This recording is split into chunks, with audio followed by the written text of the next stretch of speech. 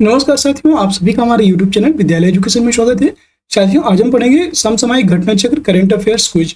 और ये current affairs घटना चक्र की तरफ से करवाई जा रही है, जो कि समसामयिक घटनाओं का वस्तुनिष्ठ प्रश्नकोश वार्षिक संकलन के तौर पर किया जा रहा है। और इसमें जनवरी 2024 से लेकर के सितंबर 2024 तक का संपूर्ण करंट अफेयर्स दिया गया है, जो कि प्रश्न उत्तर में है, मतलब कि प्रश्न और उत्तर दोनों है और उनका व्याख्या सहित है।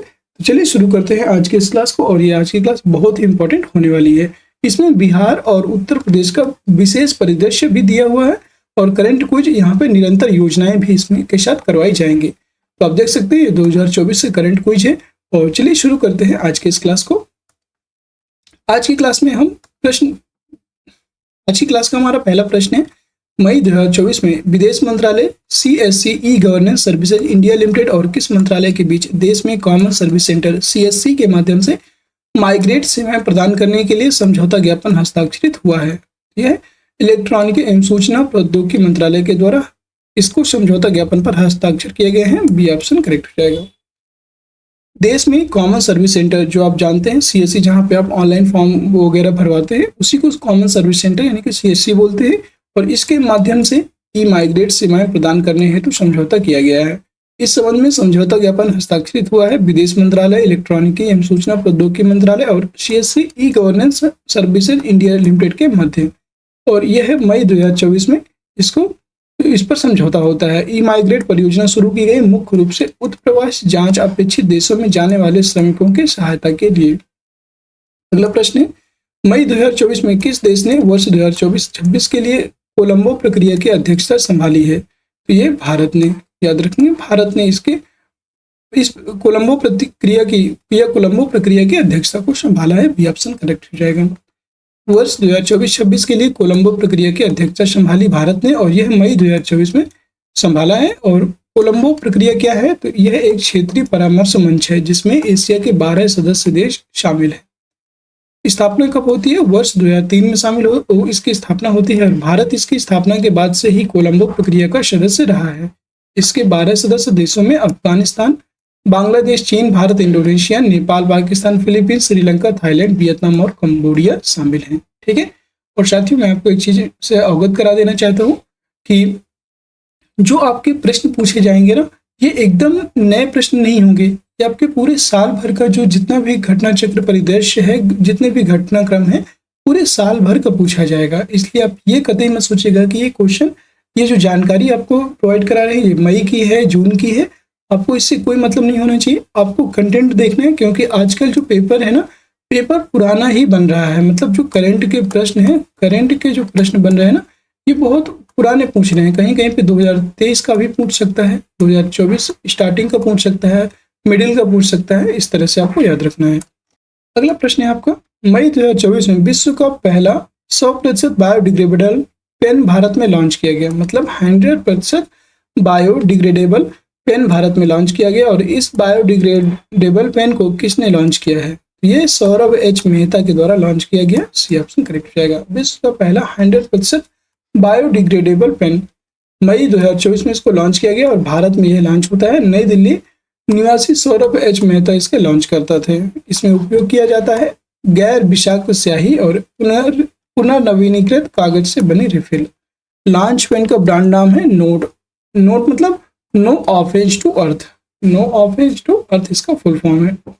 अगला प्रश्न है, 4 जून 2024 को भारत निर्वाचन आयोग द्वारा 18वीं लोकसभा का चुनाव परिणाम जारी किया गया और इससे संबंधित निम्न कथनों पर विचार कीजिए।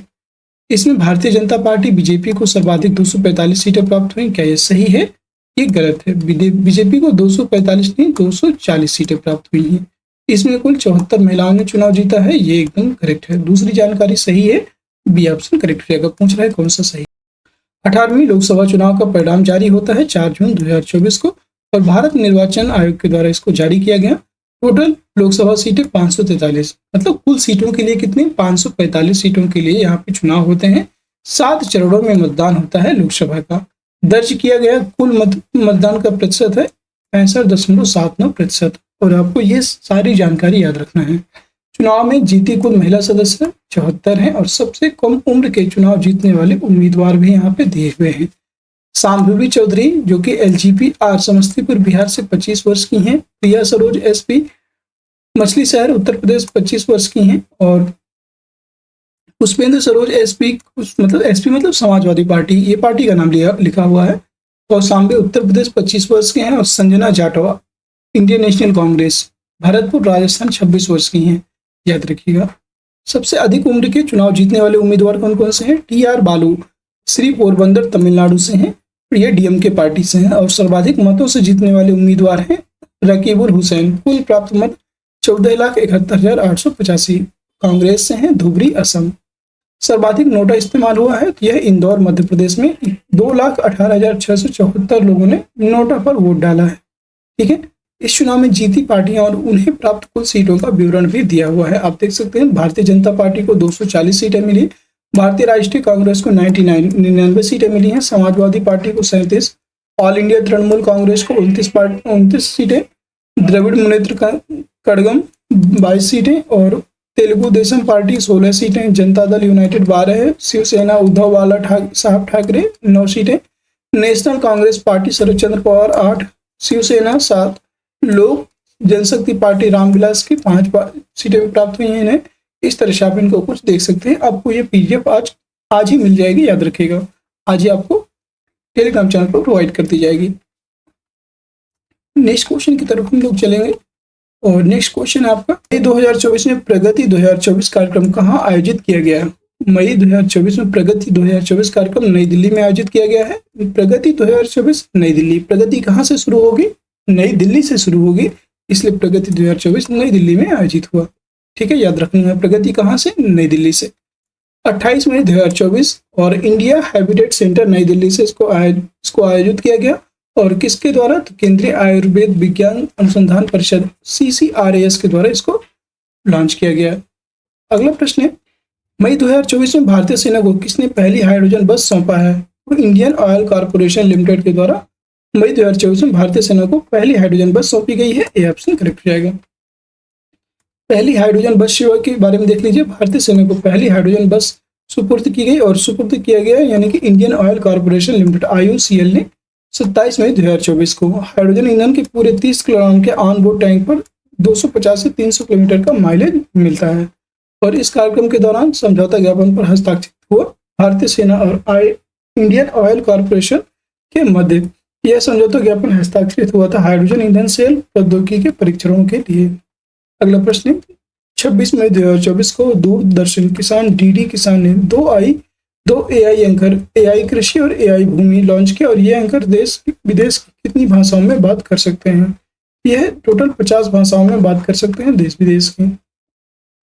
AI कृषि और AI भूमि, AI एंकर है। और 26 मई 2024 को दूरदर्शन कृषि या दूरदर्शन किसान DD किसान जिसे बोलते हैं, ये एंकर न्यूज पढ़ सकते हैं जैसे बिना रुके या बिना थके 24 घंटे और 365 दिन, मतलब एंकरिंग के लिए इनको बनाया गया है AI कृषि और AI भूमि नाम से। अगला प्रश्न, और किसान इन दर्शक इन्हें देख सकेंगे देश के सभी राज्यों में। अगला प्रश्न, मई 2024 में 10वां विश्व जल मंच 2024 कहाँ आयोजित किया जाएगा? यह जो है बाली में आयोजित किया जाएगा, बाली इंडोनेशिया। और इसके बारे में देख लीजिएगा, 10वां विश्व जल मंच 2024 आयोजित होता है बाली में इंडोनेशिया। और 18 से 25 मई 2024 के मध्य इसको शुरू किया गया। इंडोनेशिया सरकार एवं विश्व जल परिषद WCC के द्वारा इसे जारी किया गया। और साझा समृद्धि के लिए वाटर फॉर प्रॉस्पेरिटी, मतलब साझा समृद्धि के लिए जल इसके मुख्य विषय रहा। रिलेटेड स्ट्रेटेजी की बात करेंगे तो विश्व जल परिषद WWC यह अंतर्राष्ट्रीय बहुहित धारक मंच संगठन है और इसकी स्थापना 1996 में होती है। मुख्यालय की बात करेंगे तो मुख्यालय इसका मार्सिले फ्रांस में स्थित है। याद रखेंगे, विश्व जल परिषद का मुख्यालय कहाँ स्थित है? यह मुख्यालय में स्थित है, वर्ल्ड वाटर काउंसिल का मुख्यालय। अगला क्वेश्चन है, प्रश्न है, इंडिया स्किल्स 2024 में संबंधित निम्न कथनों पर विचार कीजिए। यह भारत की सबसे बड़ी कौशल प्रतियोगिता है। इसका आयोजन 15 से 19 मई 2024 के मध्य नई दिल्ली में आयोजित हुआ। उपयुक्त में से कौन से कथन सही है ये बताना है। ठीक है, ये जो है दोनों कथन सही हैं। इंडिया स्किल्स 2024 यह भारत की सबसे बड़ी कौशल प्रतियोगिता है और इसका आयोजन 15 से 19 मई 2024 के मध्य नई दिल्ली में किया गया। दोनों कथन सही हैं। सी ऑप्शन हो जाएगा, 1 और 2 दोनों। इंडिया स्किल्स 2024 की बात करेंगे। भारत की सबसे बड़ी कौशल प्रतियोगिता है 15 से 19 मई 2024 के मध्य, और यशोभूमि द्वारका नई दिल्ली में 3 जगह ये आयोजित होती है। यशोभूमि द्वारका और नई दिल्ली किसके द्वारा होती है? कौशल विकास और उद्यमिता मंत्रालय भारत सरकार के द्वारा इसको लॉन्च किया गया, और इसमें 30 से अधिक राज्यों और केंद्र शासित प्रदेशों के 900 से अधिक छात्रों और 400 से अधिक उद्योग विशेषज्ञों ने भाग लिया है। अगला प्रश्न है, मई 2024 में 26वीं आसियान भारत वरिष्ठ अधिकारी बैठक 2024 कहाँ आयोजित हुई? यह जो है बैठक कहाँ आयोजित हुई? नई दिल्ली में। डी ऑप्शन करेक्ट हो जाएगा। 26वीं आसियान भारत वरिष्ठ अधिकारी बैठक 2024 कहाँ, 2 से मतलब कब होती है? तो 2 से 3 मई 2024 के मध्य नई दिल्ली में आयोजित होती है, और आसियान भारत संबंधों के लिए सिंगापुर भारत का समन्वयक देश है, और आसियान के सभी सदस्य देश और आसियान में पर्यवेक्षक का दर्जा प्राप्त तिमोर लेस्ते के वरिष्ठ अधिकारियों एवं प्रतिनिधियों ने बैठक में भाग लिया है। अगला प्रश्न है, रिलेटेड जीके देख लीजिए। इससे रिलेटेड जीके क्या है? आसियान एक क्षेत्रीय संगठन, यह दक्षिण पूर्व एशियाई देशों का है, याद रखेंगे। आसियान जो संगठन है ये दक्षिण पूर्व एशियाई देशों का संगठन है। स्थापना होती है 1967 में, याद रखेंगे। इसका स्थापना 1967 में होता है। और मुख्यालय कौन है? तो इसका मुख्यालय जकार्ता, इंडोनेशिया। और आदर्श वाक्य की बात करेंगे तो यह है 1 विजन 1 आइडेंटिटी 1 कम्युनिटी, ये इसका आदर्श है। नेक्स्ट है आसियान दिवस। आसियान दिवस 8 अगस्त को मनाया जाता है, याद रखेंगे। अगला क्वेश्चन है, निम्न कथनों पर विचार कीजिए। वर्ष मई 2024 में विश्व वन्यजीव अपराध रिपोर्ट 2024 प्रस्तुत की गई। विश्व वन्यजीव अपराध रिपोर्ट 2024 इस श्रृंखला की तीसरी रिपोर्ट है। इसमें बताना है कौन कौन से सही है, ठीक है। मई 2024 में विश्व वन्यजीव अपराध रिपोर्ट 2024 प्रस्तुत की गई है, एकदम सही। और विश्व वन्यजीव अपराध रिपोर्ट 2024 इस श्रृंखला की तीसरी रिपोर्ट है, ये भी सही है। और विश्व वन्यजीव अपराध रिपोर्ट 2024 ड्रग्स और अपराध पर संयुक्त राष्ट्र कार्यालय UNODC द्वारा जारी की गई, याद रखेंगे। यहाँ पे विश्व वन्यजीव अपराध रिपोर्ट 2024 ड्रग्स और अपराध पर संयुक्त राष्ट्र कार्यालय द्वारा जारी की गई, ये कथन भी आपका सही है, ठीक है। इसका राइट आंसर हो जाएगा 1 2 3 1 2 3, ये ऑप्शन करेक्ट रहेगा। के बारे में देख लीजिए। विश्व वन्यजीव अपराध रिपोर्ट प्रस्तुत की गई 3 मई 2024 में प्रस्तुत किया गया। और किसके द्वारा विश्व वन्यजीव अपराध रिपोर्ट को जारी किया गया? तो यह ड्रग्स और अपराध पर संयुक्त राष्ट्र कार्यालय UNODC के द्वारा जारी किया गया। रिपोर्ट संस्करण तीसरा संस्करण है, और विशेषता है यह रिपोर्ट वर्ष 2015 से 2021 के मध्य हुए अवैध वन्यजीव व्यापार के बारे में जानकारी मिलती है। रिपोर्ट के अनुसार गैंडा और देवदार वृक्ष 2015 से 2021 के बीच वैश्विक अवैध वन्यजीव अभ्यारण्य वैश्विक और अवैध वन्यजीव व्यापार से सर्वाधिक प्रभावित होने वाले पशु तथा पौधों की प्रजातियां हैं। सर्वाधिक प्रभावित, तो यह आपको मुख्य अवैध पशु व्यापार का प्रतिशत हिस्सा। गैंडे का सिंह 29%, पेंगोलिन के शुल्क जो है 28% है, और हाथी दांत का 15% है। प्रमुख अवैध वनस्पति व्यापार का हिस्सा की बात करेंगे तो शीशम की लकड़ी 35% तथा अगरगुट की बात करेंगे, अगरगुट तथा अन्य मटेरियल 13% याद रखिएगा। अगला प्रश्न है, निम्न कथनों पर विचार कीजिए। 8 मई 2024 को अंतर्राष्ट्रीय ऊर्जा विश्लेषण एजेंसी नंबर द्वारा प्रस्तुत रिपोर्ट के अनुसार वर्ष 2023 में भारत विश्व का तीसरा सबसे बड़ा और सबसे ऊर्जा उत्पादक, मतलब भारत का तीसरा सबसे बड़ा और ऊर्जा उत्पादक देश बन गया है। चीन विश्व में सौर ऊर्जा उत्पादन के सबसे बड़े उत्पादक देश के रूप में रहा है। कौन सा इसमें सही है? इसमें दोनों कथन सही हैं, 1 और 2 दोनों, ये ऑप्शन करेक्ट रहेगा। भारत विश्व का तीसरा सबसे बड़ा सौर ऊर्जा उत्पादक देश है, ठीक है।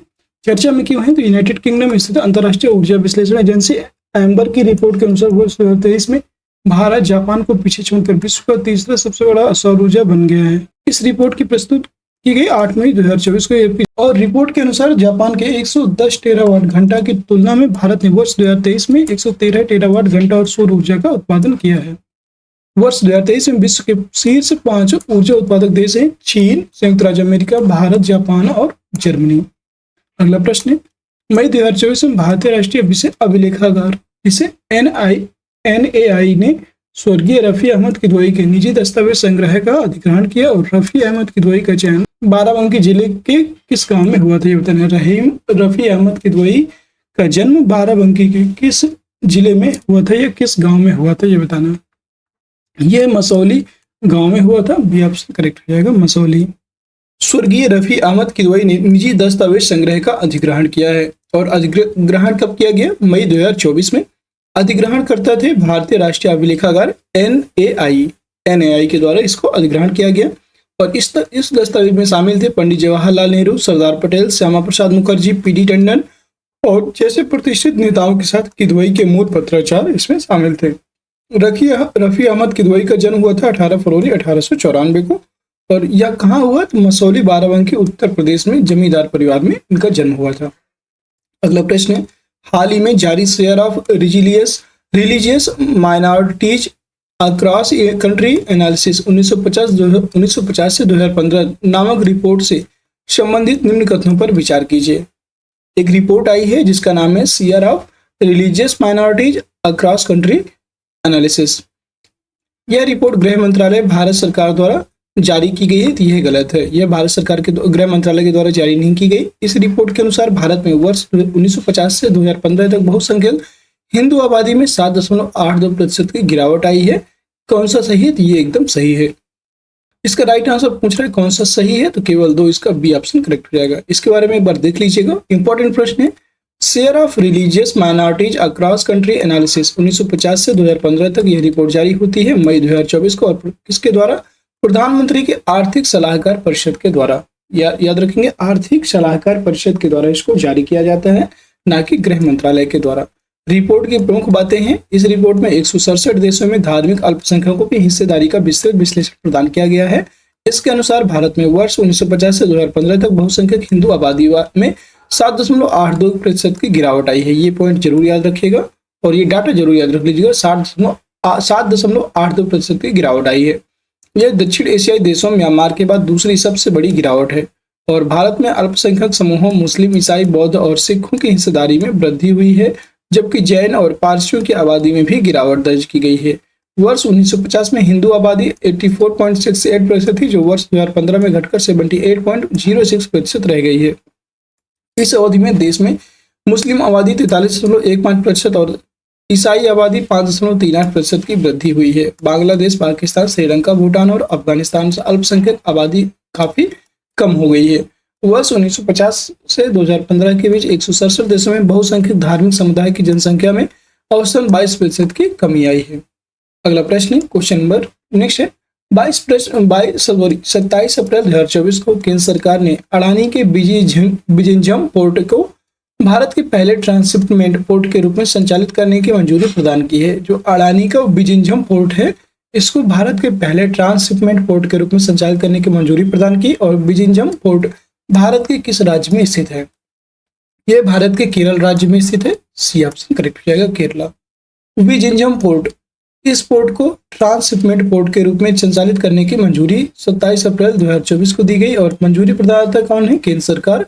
यह पोर्ट केरल में स्थित है और पोर्ट का स्वामित्व अडानी ग्रुप के पास है। बिजिंझम पोर्ट का विशेष तथ्य है तो अडानी ग्रुप का बिजिंझम पोर्ट भारत का पहला deep water container transshipment port बन गया है। अगला प्रश्न, भारतीय ऐतिहासिक अभिलेख आयोग IHRC के नए लोगों और आदर्श वाक्य के संबंध में विकल्प कौन सा सही नहीं है, ये बताना है। कौन सा तथ्य सही नहीं है, ये बताना है। सही नहीं है, ठीक है। इसलिए बार बार बोल रहा हूं ताकि आपको क्वेश्चन समझने में आसानी हो, ठीक है। आप यहाँ पे देख सकते हैं, पूछ रहे हैं कौन सा तथ्य सही नहीं है। भारतीय ऐतिहासिक अभिलेख आयोग का नया लोगो और आदर्श वाक्य 25 अप्रैल 2024 को अपनाया गया। ये कथन आपका एकदम सही है। लोगों के मध्य में सारनाथ स्तंभ भारत के गौरवशाली अतीत का प्रतिनिधित्व करता है, ये कथन भी सही है। और सारनाथ का जो स्तंभ है किसके द्वारा बनवाया गया था, आपको पता हो तो कमेंट बॉक्स में कमेंट कीजिएगा।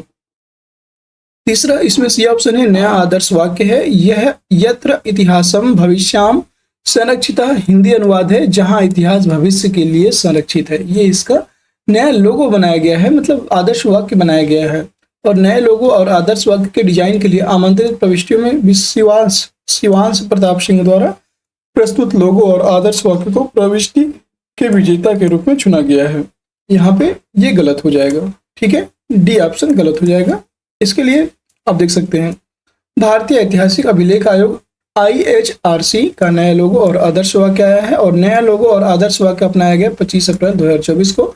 लोगो अभिव्यक्त करता है भारतीय ऐतिहासिक अभिलेख के द्वारा भारतीय ऐतिहासिक अभिलेख आयोग की थीम और विशिष्टता को यह अभिव्यक्त करता है। और लोगों से संबंधित तथ्य, तो लोगों में कमल की पंखुड़ियों के आकार के पृष्ठ भारतीय ऐतिहासिक अभिलेख आयोग को ऐतिहासिक रिकॉर्ड बनाए रखने हेतु लचीले नोडल संस्थान के रूप में दर्शाते हैं।